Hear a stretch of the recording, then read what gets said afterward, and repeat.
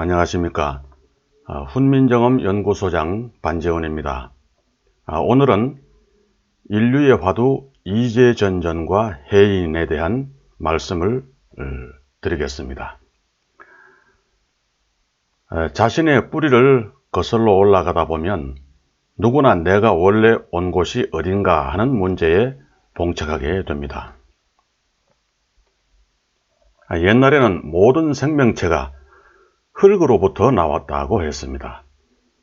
그 후 과학이 발달하면서 생명의 근원은 물이라고 했습니다.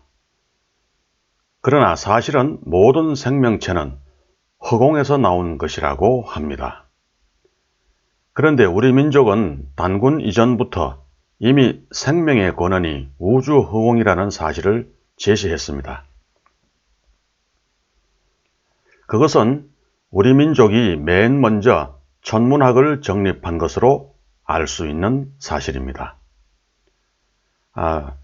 저는 이용백 선생으로부터 들은 이제전전이라는 화두를 들고 삶의 본질을 짚어보기로 하겠습니다.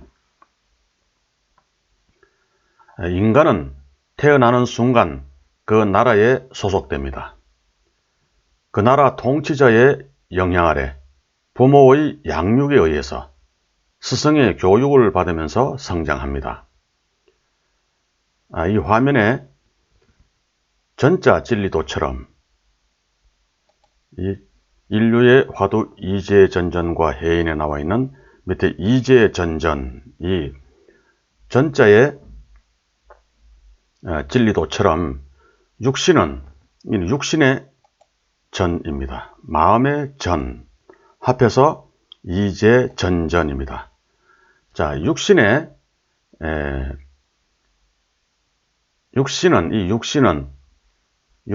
나라고 하는 이 육신이죠. 육신은 이 통치자와 스승과 그 다음에 부모, 통치자, 스승, 부모, 즉 군사부. 이 군사부와 내가 하나라고 하는 관계 속에서 성장합니다. 그리고 개개인의 능력에 따라 교육을 마치고 나면 과학 지식을 갖춘 사람은 과학 분야에, 의학 지식을 갖춘 사람은 의학 분야에, 경영 지식을 갖춘 사람은 사업에 제각각 맡은 바 역할을 하면서 살아갑니다. 이것이 인간이 육신을 지니고 살아가는 일반적인 범주입니다.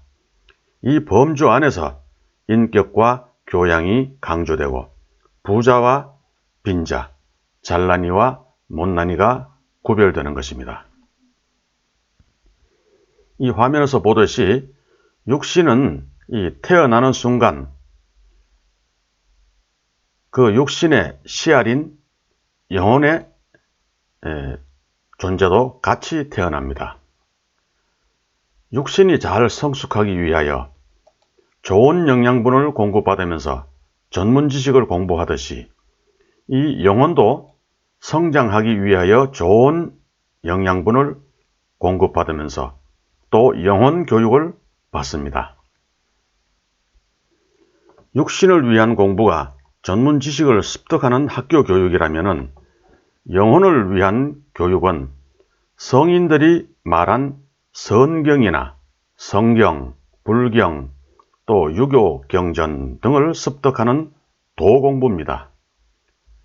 따라서 이 영혼은 하나님, 즉 이 의인화된 하나님이 아닙니다. 허공을 말하는 것이죠. 살아있는 음양 지수화풍의 기운입니다. 그것을 하나님이라고 이렇게 표현합니다. 이 하나님과 성인과 조상이 나의 영혼을 공부시킵니다.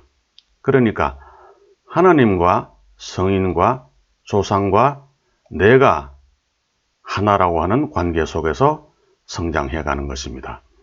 육신은 이 국가에 소속되어서 성장해 간다면은 마음은 하나님의 세계에 소속되어서 성인과 조상의 보살핌 속에서 성장하는 것입니다. 즉, 국가와 스승과 부모가 이 나라는 육신의 군사부 일체라면은 하나님과 성인과 조상은 내 영혼의 군사부 일체라고 하겠습니다. 육체가 태어나면 그 부모의 나라인 국가에 소속되듯이 내가 태어나면 나는 부모의 나라인 국가에 소속이 됩니다. 영혼은 조상의 나라인 하나님에 소속됩니다. 즉 육신이 태어나면 국가와 스승의 교육을 받으면서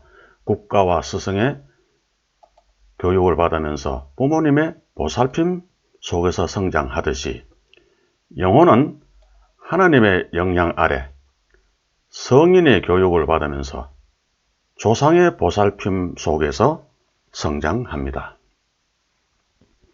자, 이것이 바로 이제전전입니다. 이제전전. 그러니까 이 밭전자 모양이죠. 이것도 밭전자입니다. 그러니까 육신의 밭과 이제전전, 육신의 밭과 마음의 밭이 서로 조화를 이루어야 이롭다. 그런 것입니다. 밭에 있는 것이 이롭다. 뭐 그런 뜻이 아닙니다. 자, 이 육신의 밭과 마음의 밭, 육신의 밭과 이 마음의 밭, 이것은 서로 음양의 관계입니다. 음과 양의 관계입니다. 그런데 육신을 위한 공부에는 많은 시간과 노력을 투자하면서도 영혼을 위한 공부에는 전혀 무관심한 사람들이 있는가 하면 반대로 육신을 위한 것은 다 버려야 할 꿈이며 헛것이므로 돈도 명예도 부질없고 오로지 가치 있는 것은 신앙뿐이라고 생각하는 사람들도 있습니다. 그러나 서로 조화를 이루어야지 어느 한쪽으로 치우친 생활은 정도에서 벗어난 것입니다. 또 우등생이나 열등생이나 정해진 과목을 이수하면 성적의 우열에 상관없이 학교를 마치고 사회 일원으로 독립해서 가정을 꾸리고 사회생활을 하는 것이 정한 이치입니다.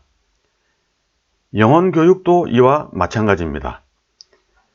개인의 건기에 따라서 자기 그런 만큼 행하면서 살아가는 것입니다. 타고난 건기가 각자 다른데 모두 우등생이 될 수 없습니다. 또 모두 같은 깨달음의 수준에 오를 수 없다는 것입니다. 학교 공부를 마치면 사회로 나오듯이 도를 닦는 것도 결국은 사람 사는 세상으로 나와서 더불어 살아가기 위한 준비 과정입니다. 그런데 평생을 도 속에 빠져 사는 것은 학교를 졸업하지 않고 평생을 학생으로 사는 것과 다름이 없습니다. 1등도 꼴찌도 졸업을 하면 자기 질만큼 사회의 일원이 되어 사는 것이 또한 완전함입니다. 사회생활이 오로지 명예와 출세에 있는 것도 아니며 도다운 생활이 명상만 하고 있는 것도 아닙니다. 깨치녀는 죄도 없고 틀도 없다 하여 상식을 뛰어넘는 기행으로 도덕관념을 깨는 행위에 있는 것도 아닙니다. 그런 일탈적인 행위는 공부가 되어가는 과정에서 일시적으로 나타나는 현상으로 거쳐야 합니다.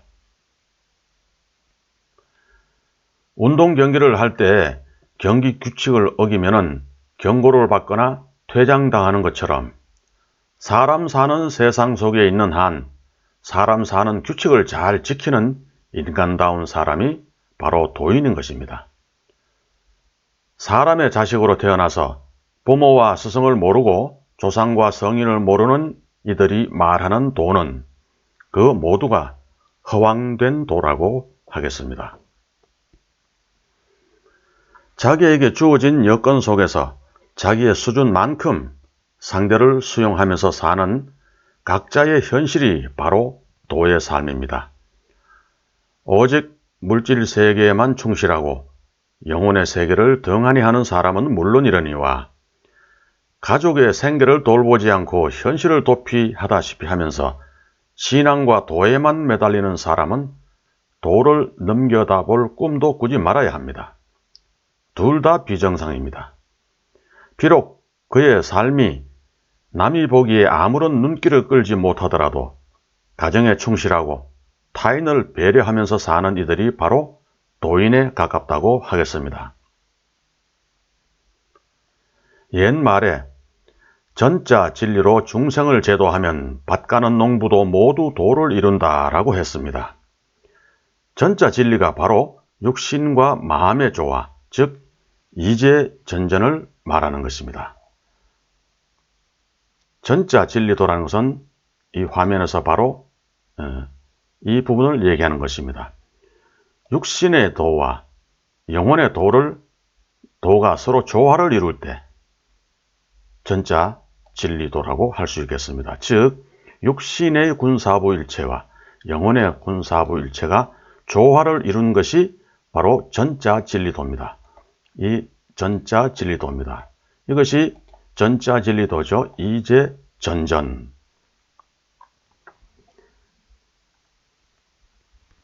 천국에 갈 그런 목적으로 도를 구하는 사람이나 또 미리 도의 목표를 두고 수련하는 사람은 죽을 때까지 해도 이룰 수가 없습니다. 버려야 하는데도 자꾸만 도를 구하려고 하는 것은 끊임없이 도를 구걸하는 거지와 다름없기 때문입니다. 도는 밖에서 구하는 것이 아니라 내 마음속에 있음을 알아차리는 것입니다. 도를 이루어야겠다는 허영심을 놓아버릴 때 비로소 도를 얻을 수가 있기 때문입니다. 마음의 중정을 말하는 것입니다. 사이비 종교에 빠져서 사기를 당하는 것도 종교에 대한 허영심 때문입니다. 그러고도 눈치를 채지 못하는 것이 다반사입니다. 또 밭전을 박달꽃에 비유한 것도 밭전자의 그 모양이 박달꽃과 닮았고 이 밭전자의 모양이 이 화면에 나오는 밭전자의 모양이 박달꽃과 닮았고 또 단군이 박달, 즉 밝은 땅에서 펼친 도를 잊지 않게 하기 위함이지 꽃 자체에 의미를 둔 것은 아닙니다. 산딸나무꽃이나 감꽃도 이 밭전자와 닮아 있습니다. 또 삼국유사에는 단군이 제사장으로 기록되어 있음을 볼 수 있습니다. 제사에서는 배나 사과에 밭전자로 칼집을 내는 것도 이지전전의 의미를 잊지 말라는 가르침일 것입니다.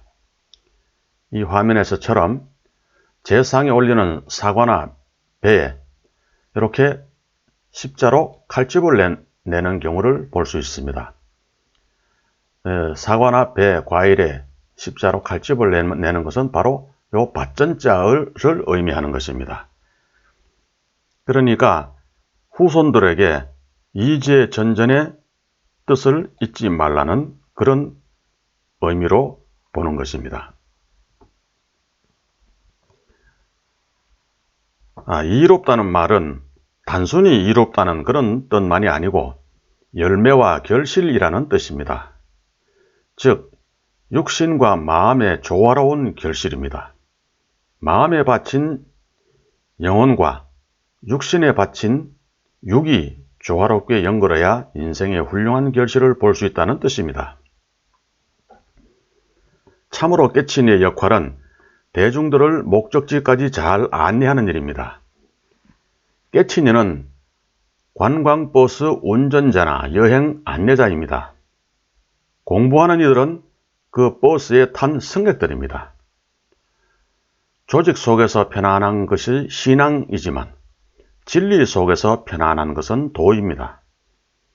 그러나 선정에 들어 편안하게 있는 것은 선정에 들어서만 편안하게 있는 것은 소용이 없습니다. 세상에 나와서 사람들과 부딪히면 곧바로 마음이 일어나기 때문입니다. 기도처를 찾는 수행만이 수행은 아닙니다. 가족을 부양하면서 세상 속에서 부대끼며 모난 성격이 깎여져서 마음이 둥그러져 가는 것이 더 큰 수행이라고 하겠습니다. 기도만이 기도가 아니라 성실하게 열심히 사는 그 자체가 기도라고 하겠습니다. 가정보다 더 좋은 수행처는 없습니다. 부부와 가족만큼 힘든 대인관계가 없기 때문입니다. 가족과의 인간관계가 잘 이루어지면 이미 도에 가깝습니다. 원효와 부설거사의 삶이 바로 무사인의 경지, 대자유인의 경지, 즉 이제전전의 경지라고 하겠습니다. 조선시대에는 해인을 손오공의 여의주 같은 물건으로 생각했습니다. 통일신라의 의상대사 당시에만 해도 오랜 수행 끝에 얻은 깨달음에 도달한 경지를 인가받는 것을 해인이라고 했습니다. 그런데 후대로 내려오면서 만사형통하는 주술적인 정표로 변질이 되었습니다. 심지어 해인이라는 도장을 가지고 있으면 세상을 구하는 왕이 된다는 믿음이 있었습니다. 근세에 해인으로 인한 흥미로운 일이 있었습니다. 1940년대 충남 연산의 개태사에 해인이라는 도장을 가진 보살이 살고 있었습니다. 1978년에 돌아가신 이 보살은 미래를 예견하는 신통력이 대단했습니다. 그래서 그 개태사 절에는 항상 많은 추종자들이 모였습니다. 해방이 되자 해인사 조실로 있던 윤포산을 찾아가서 자기의 딸과 혼인하면 해인을 주겠다고 했습니다. 그 이유는 윤포산이 자기의 딸과 혼인하면 세계의 대통령이 될 것이라는 계시를 받았기 때문입니다. 윤포산은 윤보선 대통령의 사촌 동생입니다. 20대에 견성해서 29세에 지리산 칠불선원 조실, 33세에 해인사 조실이 된 그 당시 불교계의 대단한 인물이었습니다. 이 윤포사는 3일간의 숙고 끝에 김보살의 청을 받아들여 개태사로 거처를 옮기고 김보살의 딸과 혼인하여 10년을 살다가 1958년 58세로 돌아가셨습니다. 그 뒤 해인 도장은 야산 이달 선생에게 넘어갑니다. 야산도 해인의 출처를 의상대사가 중국에서 화엄경을 공부하고 귀국할 때 가져온 것으로 보았습니다. 글자의 수는 16자로 되어 있는데 그 내용은 이러합니다. 성몽화령, 현인범광, 교도천사, 구묘역영, 즉 성인이 꿈에 조화로 세상을 다스리시니 어진기운이여 태양의 빛이로다. 교도의 천사 되시니 옥돌이 현무하게 빛나는구나. 이렇게 번역이 되어 있는데요. 이것은 이영국의 저서 야산 이달에 나오는 기록을 그대로 인용한 것입니다. 김보살은 그 후 20년을 더 살다가 92세에 세상을 떠납니다. 결국 김보살은 윤포산을 파괴시킨 셈이지요. 도를 이루기 위해서는 이렇듯 재수 삼수를 해야 하는 것인가 봅니다. 그리고 또 수도에는 속성 과정이 없습니다. 속성 과정은 허풍사녀와 같습니다. 단단한 시멘트 벽에 힘들게 박은 못은 오래 가지만 판자벽에 쉽게 박은 못은 빠질 때에도 쉽게 빠지기 때문입니다. 고종이 말년에 꿈을 꾸었습니다. 그것은 내일 광화문을 지나가는 스님의 바랑 속에 해인이 들어있다는 꿈이었습니다. 이튿날 수문장을 시켜 지켜보게 했더니 과연 한 스님이 지나가므로 바랑 속을 뒤져 해인을 빼앗았습니다. 그 뒤 고종은 나라가 위태로워지자 능참봉에게 보관하게 했는데 그 후 개태사의 김보살에게 넘어가게 된 것입니다. 야산이 이를 판독하여 도장으로 남기고 그 해인은 다시 개태사로 보냈습니다. 김보살이 이 해인을 가지고 윤포산에게 제의한 것이죠. 윤보선 대통령의 육촌 할아버지는 즉 제종조부입니다. 독립문을 앞뒤로 연거푸 뛰어넘는 축지법과 비공법의 고수였습니다. 사람이라는 어원은 해를 뜻하는 하라마에서 사라마, 사람으로 변했다고 합니다. 또 하늘의 해나 바다라는 바다 해자는 같은 뜻으로 쓰였습니다. 바다는 만조어로 바라입니다. 라는 만조어로 해, 태양입니다. 이집트어로는 태양의 신을 의미합니다. 또 라는 우리말의 나입니다. 따라서 해는 나입니다. 나의 본성은 원래부터 해처럼 광명한 모습이라는 그런 말입니다. 천부인의 인이나 인, 도장인자죠. 천부인의 인이나 해인의 인, 이 다 도장이 아니라 모습이라는 뜻입니다. 따라서 해인은 바다 도장이 아니라 해 모습, 나의 모습이라는 뜻이죠. 일체를 다 수용하고 모든 것을 기르는 해의 모습이라는 뜻입니다. 본성을 닦아서 해처럼 밝은 광명 상태가 된 그 의식 상태를 표현한 것이 바로 해인입니다. 천부경에도 본심본 태양 악명 인중 천지일이라는 내용이 있습니다. 사람의 본래 성품도 원래 태양처럼 밝으니 사람 속에 천지가 하나로 같이 있다. 그런 뜻이겠습니다.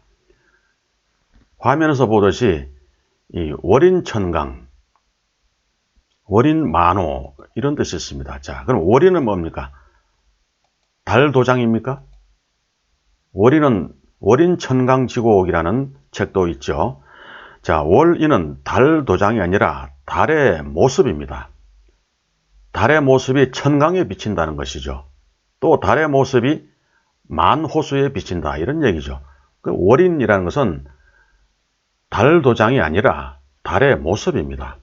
해인이라는 것은 해 도장이 아니라 해의 모습입니다. 발해라는 나라 이름도 해모습이 되겠다는 염원을 담은 말이라고 합니다.